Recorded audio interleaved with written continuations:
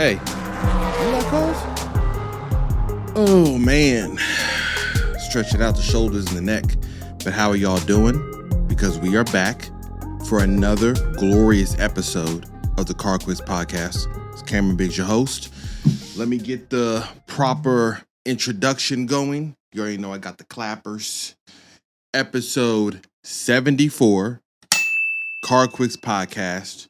Cameron Biggs, your host. As per usual, I'm feeling good. How are y'all doing out there? How are the loved ones, the family, the children, the kids, significant others? It's that time of year again where people are going to spend exuberant amounts of money that they may or may not have. But it's the time people love. This is the time people love the most. But what I'm saying more importantly is we got some car news to talk about. My phone is buzzing right now, and that's going to be a problem. So I'm going to put this on Do Not Disturb as I discuss some car-related matters, right? So it ain't that much this week. I'm gonna be honest. I've been reading the news. It's just kind of the same old. This is the end of the year. Like a lot of companies, mine included, my everyday job, we have a time we shut down in this month, probably like in a couple weeks. We shut down. We say we see y'all on the first of the year. Peace out.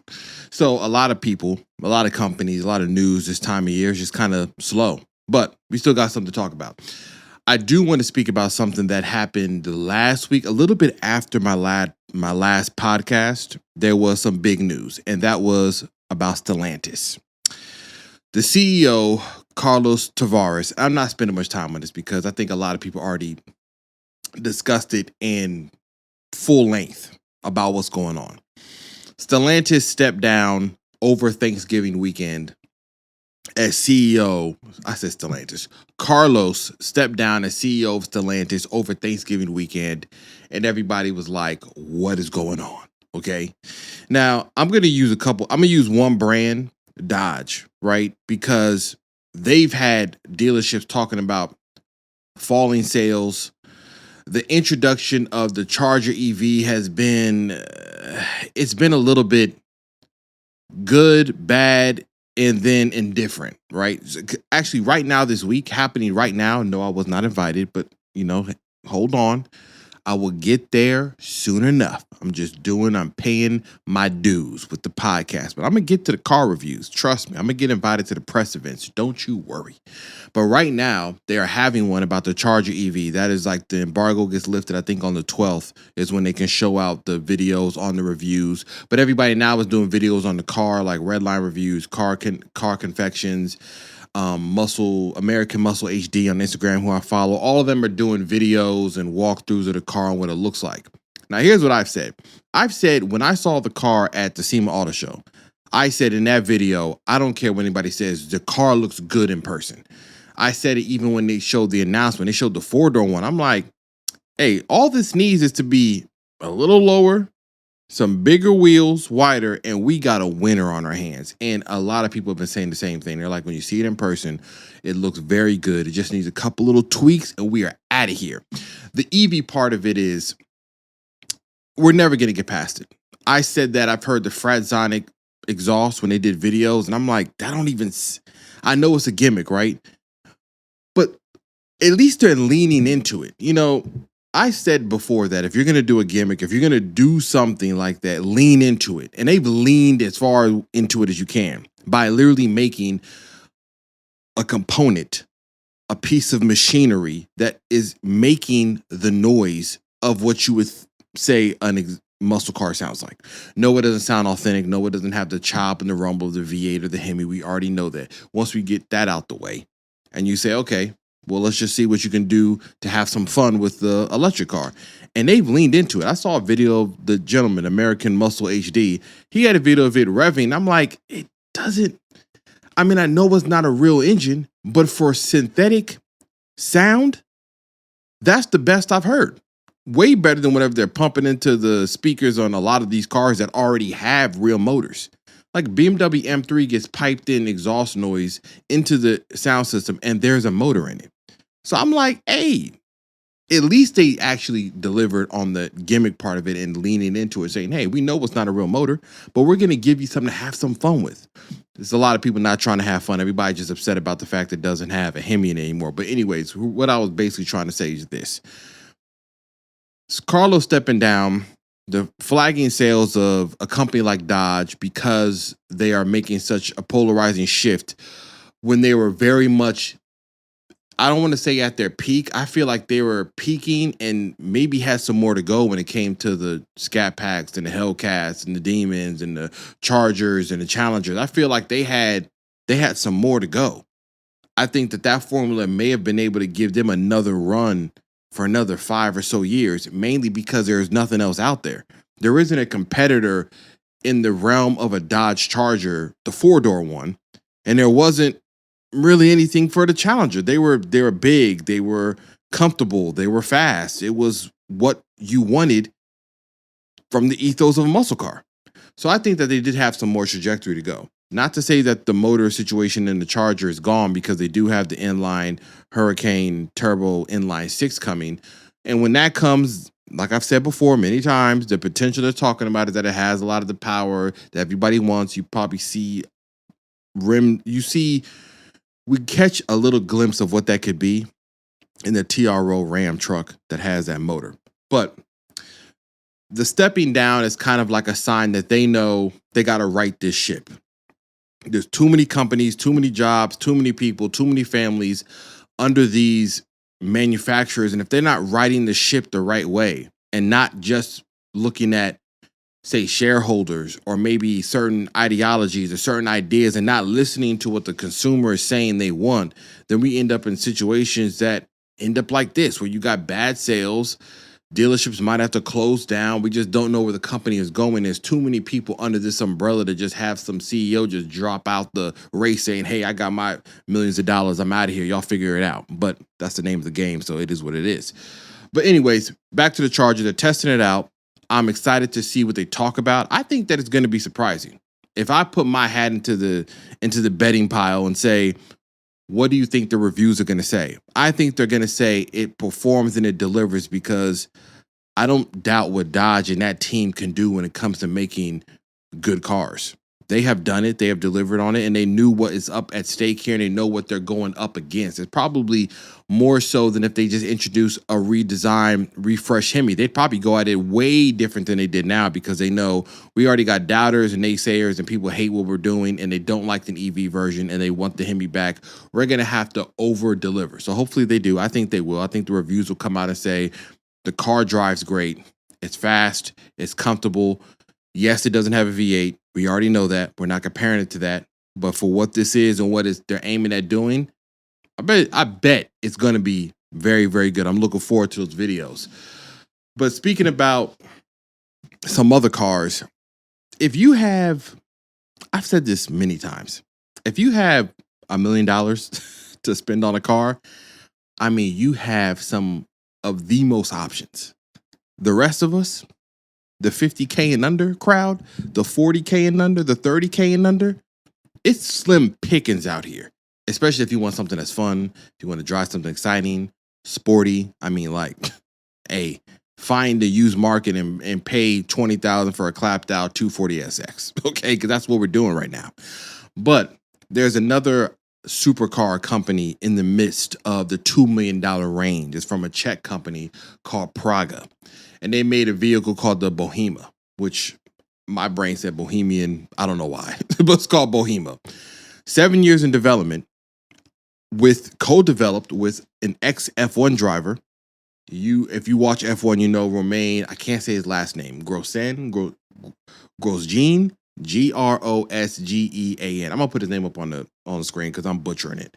But he helped for 7 years co-develop this car. It is all of the flagship numbers that you've seen in these very bespoke. It looks, think Aston Martin Valkyrie, this very track LeMans style vehicle. You see it on the screen. Twin turbo, 3.8 liter V6, 700 horsepower, 0 to 62.3 seconds, 200 mile an hour top speed. It weighs 2,300 pounds. That is dumb light. Okay, that's about 1,000 lighter than my GR Corolla, with 3 times the horsepower. Not 3 times, over 2 times the horsepower. Okay, so you already know that 0 to 60 is kind of like, I want to know what the 50 to 100 is, or the 60 to 120. That's when they really tell you when the downforce is kicking in. And speaking of downforce, this was developed in an F1 wind tunnel. So 155 miles an hour produces 2,000 pounds of downforce, which is basically the weight of the car. So I've said before, that whole drive on the ceiling thing, the downforce is getting above the weight of the car, then this thing ain't going anywhere. We're talking about maximum stability at 155. Only 80 cars. That's exclusive. Remember, I said back into that exclusive realm, there are people in this world that have the means to buy anything they want. And so exclusivity pays dividends, right? It pays a lot for these companies. They're only making 80 over 4 years. The allocations are across the world. The US is getting 24, Europe is getting 20, Middle East is getting 12, South Asia is getting 16, and Japan is getting 12. That is it. If you want a Bohema from Praga, better call them now, because in the next 4 years, all 80 will be out in the world. And it is, even though it's extreme from the way it looks, and you could tell it's very much track, super hypercar-ish, they said it's made to actually have 2 adults in there comfortably. There's space for like an overnight bag. I don't even know what that means anymore, okay? They say overnight bag, I say backpack. I'm like, what are we really talking about? 2 adults traveling where? Are we trying to go up to a cabin in the mountains? Are we driving to the airport, the Clearport, to get on a private jet? What are we saying? When we say we can travel and with the overnight bag, are we saying we're going to jump on I-10 and head to Cali and stop on the way? Like, what are we talking about? I always want to know when they say you can travel around and you can be comfortable with 2 adults. I'm looking at this cockpit that clearly is derived from an F1 car. And I'm like, what are we saying when we say comfortable? Comfortable for me would mean a lot of things. Can I have some ranch flavored corn nuts on the side? Can I drink some water? Can I have a little bit of a juice? Can my wife have her Starbucks next to her? Like, what are we talking about? Are we talking about what type of level of comfort are we talking about here? Can we have those things, or am I going to be sitting there with the Red Bull can at my brow because the cup holder is placed right next to the steering wheel? What are we talking about? But I think it does look cool. The front end is a little iffy to me just because of the way the headlights look, but I know they're doing that because they want it to be road legal. But if I take the Valkyrie, how they did theirs, they put those in like flawlessly as far as how that design looks. Because when you get to these really wild looking track cars, you actually don't have much room to design. Like, you don't have that many body panels. Everything is downforce and air flowing and moving around the car. So you don't have that much to deal with panels and wide panels to clear and make good design. So it's hard. But if you are in the market for something that is not going to be seen by everybody, only 24 in the US, I'm sure a good handful of them will be in California, but you'll be in rare air, okay? Exclusive categories. Now, getting to coming down off this mountain of hypercar, supercars, $2 million cars, we're going to come back down to earth real quick. And we're going to talk about Hyundai again. I've said it again. I'll repeat it again. Hyundai is on a run when it comes to designing SUVs, and they're knocking it out the park for what that demographic wants and what they like. I'm not saying that boxy SUVs is something new. We got Chevrolet Tahoes that have basically looked the same since the inception of a Tahoe. But people like boxy SUVs, so do I. What am I saying? I'm not even gonna act like I don't. Boxy is cool. Smooth and flowing design is even cooler.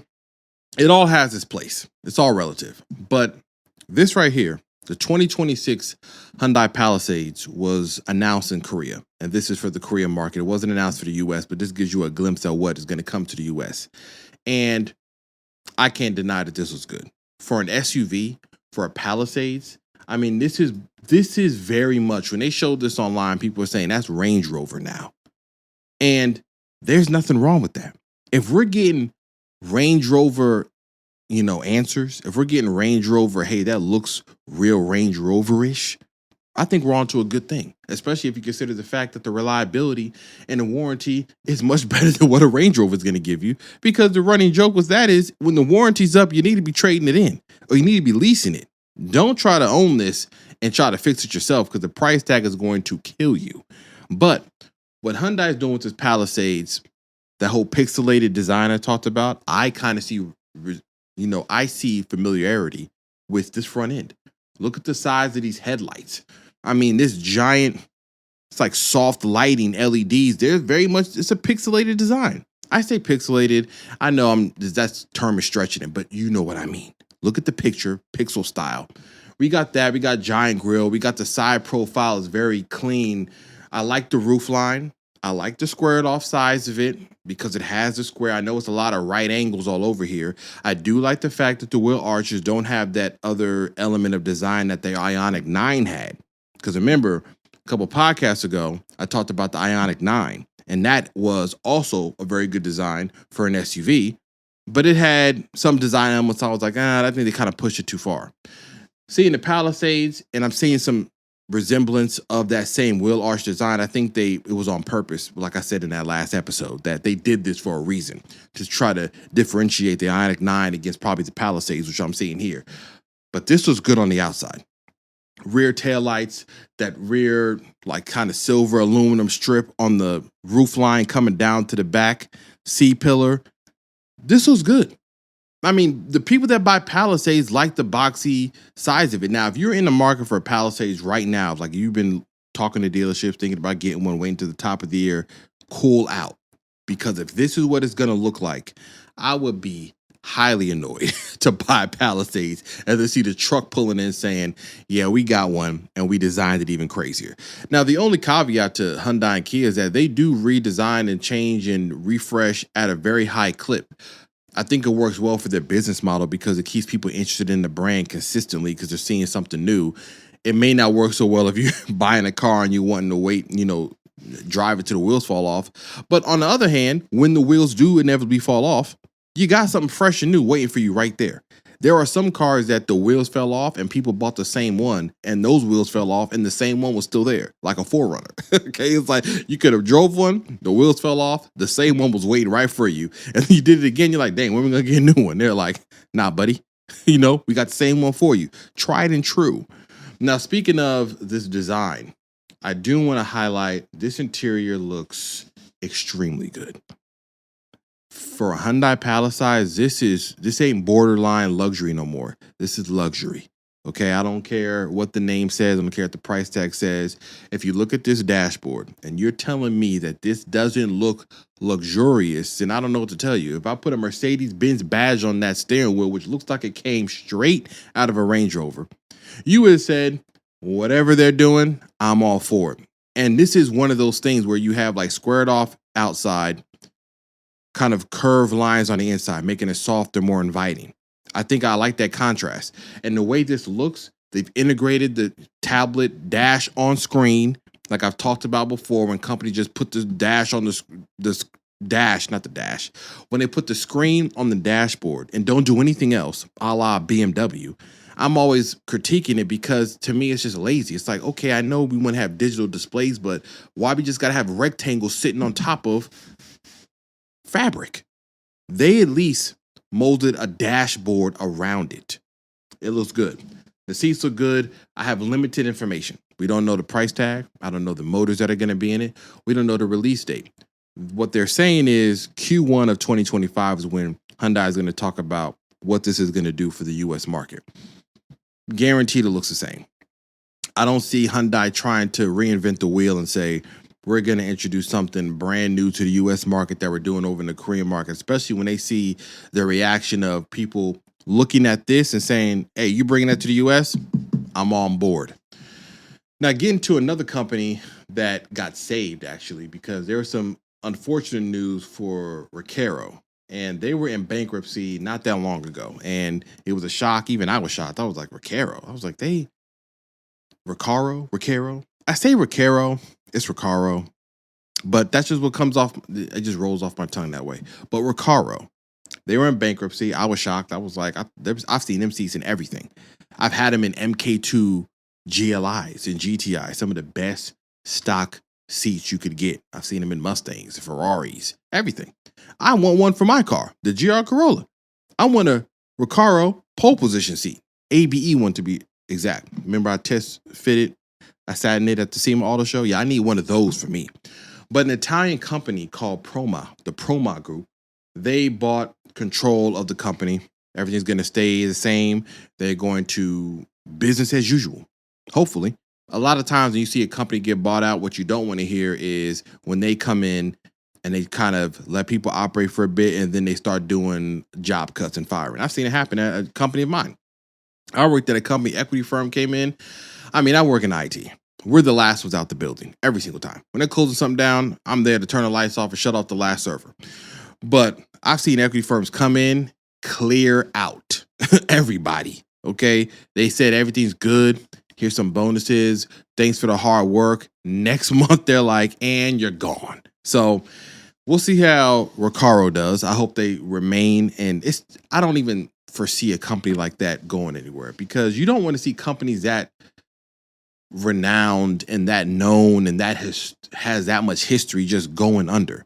That's not something that you want to see, because we have examples of that, or we have examples of that like almost happening and pending. Let me give an example. Like Volkswagen right now in Germany is facing wild strikes. They got 100,000 workers that are doing strikes. They have to come up with a way to deal with billions and billions of dollars of losses. They got union workers striking. They don't even know what their next move is. Remember I was talking about in the beginning about righting the ship and keeping dealerships and employees and families employed, and shareholders and executives making moves that, to me, and I'm not a CEO, I'm not running these companies, but to me on the ground floor looking up at what they're doing, I'm saying, why would you do that when nobody's asking for that?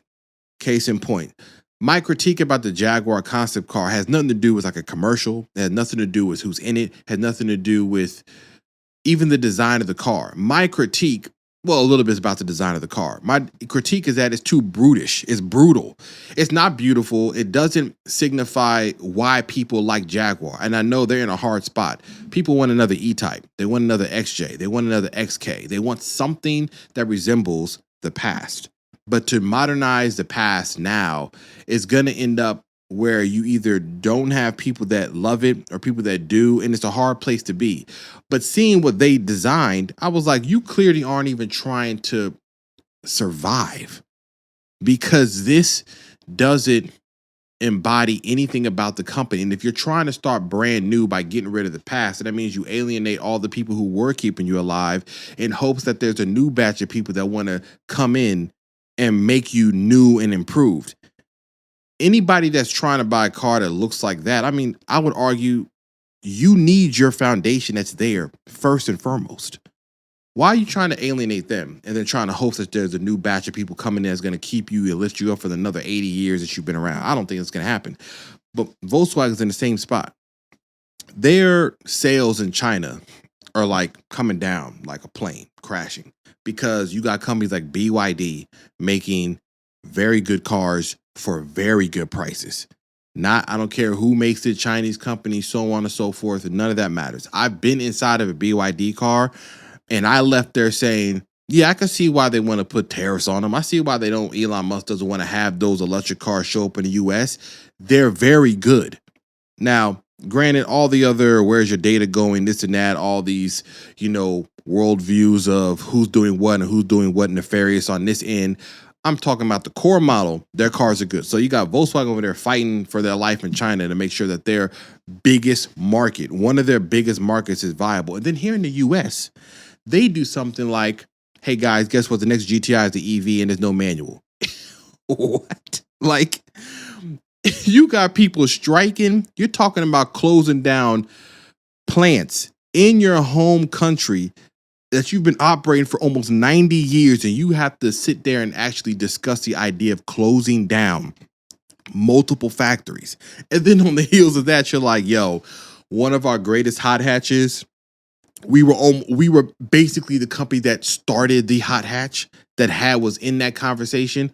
We're going to take all that, put it in the bag, and burn it up and say, hey, the next GTI, we're getting rid of the R. There's no manual. There's no all-wheel drive. It's only EV. And I hope you guys are happy and excited for the future. And then they wonder why folks are striking out their lunch as they're looking out their window.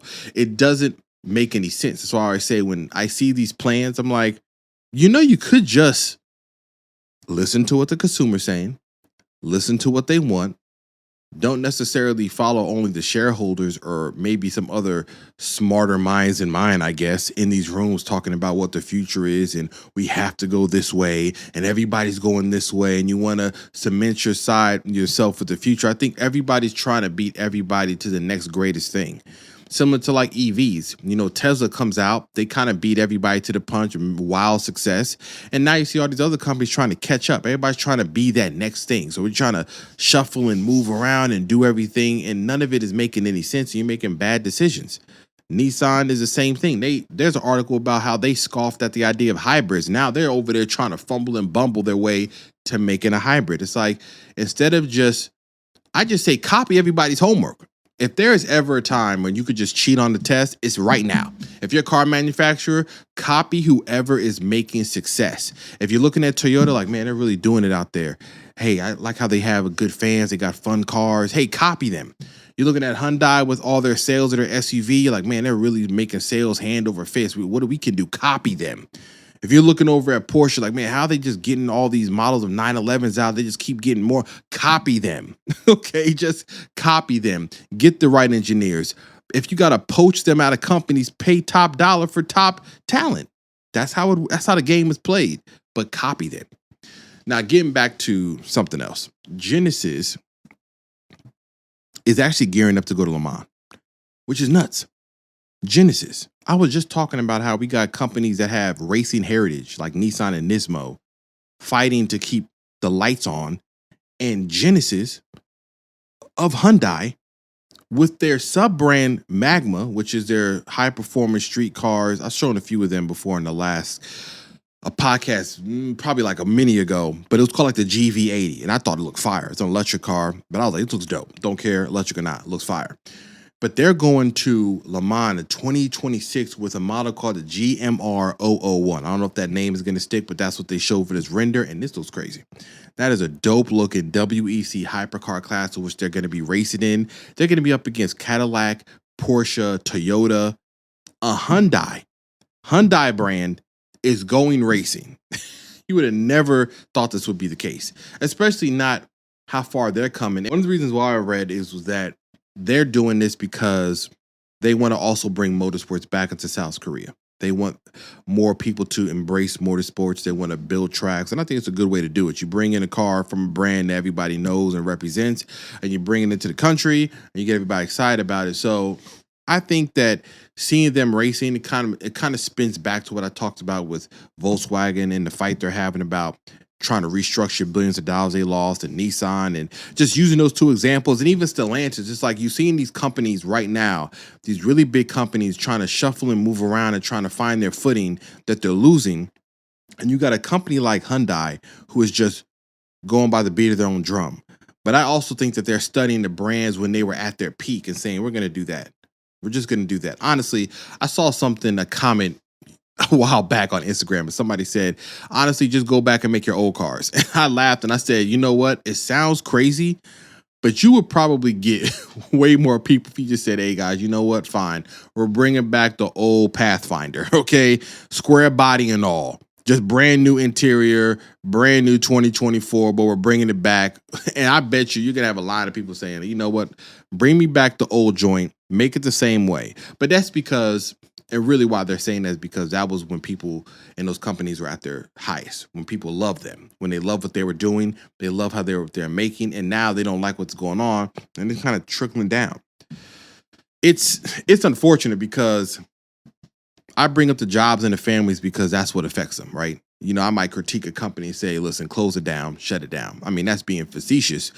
But the point is, if you're not actually producing a product that people are wanting to buy, and if you're already seeing backlash for something and you don't necessarily have the footing strong enough to withstand the blowback or the fires of people getting used to the change, then you should really just say, let's put that alongside of something else that they actually would like.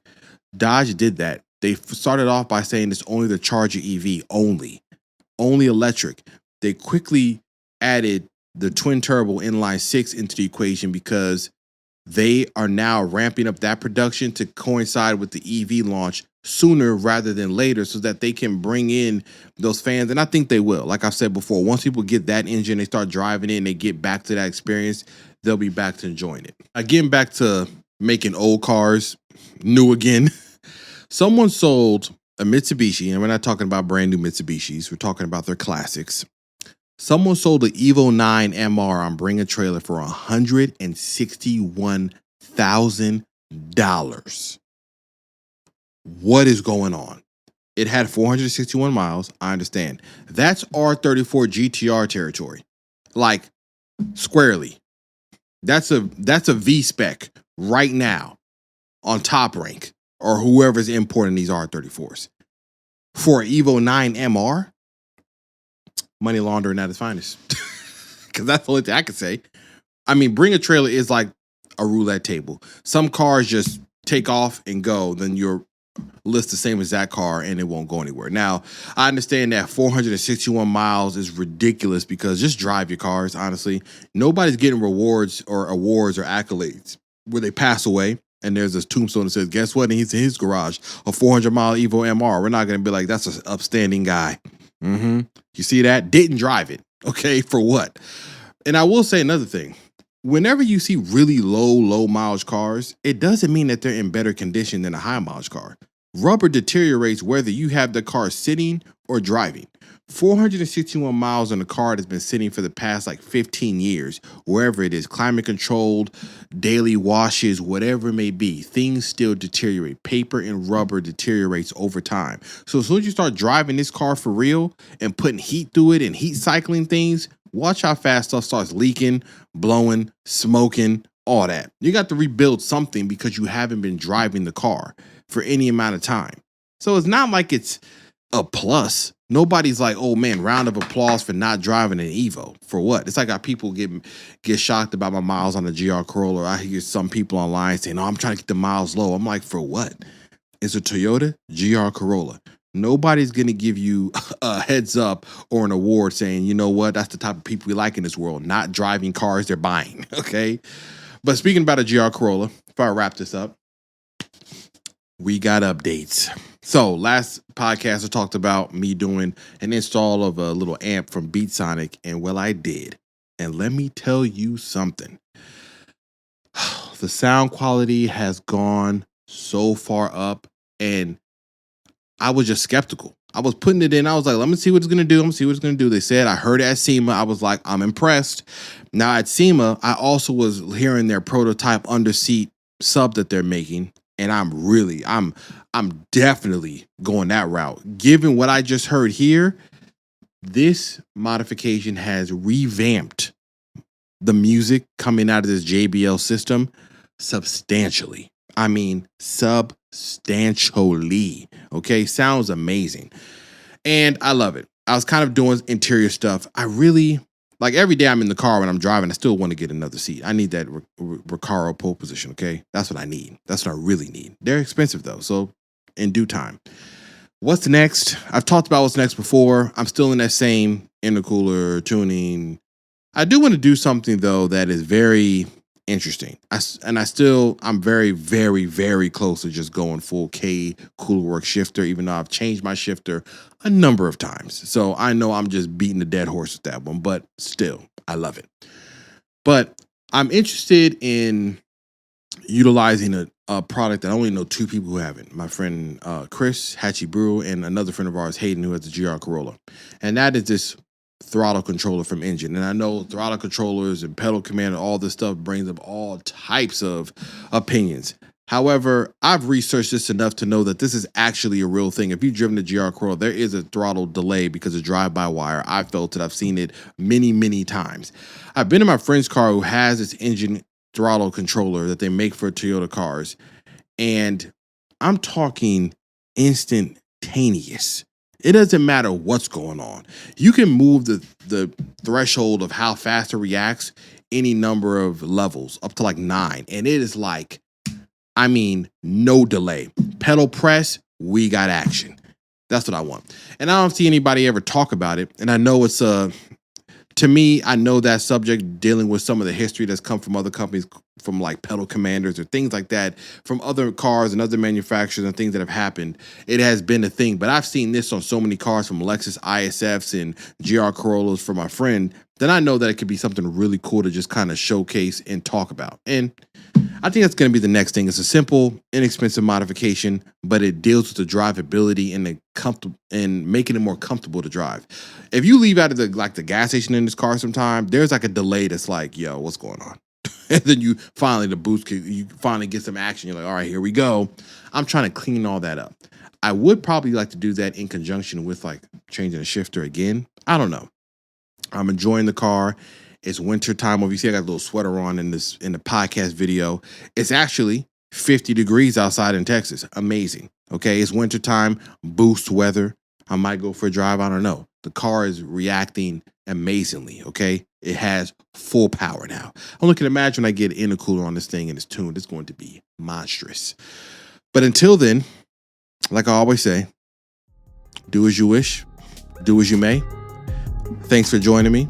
This is Cameron Biggs again, episode 74 of the CarQuicks podcast. We're making our way to 100. We're making our way to 100. I don't know what I'm going to do. Maybe I'll give something away. I don't know. Something's going to happen. But we're on our way. Until then, I'll see you on the next one. Peace.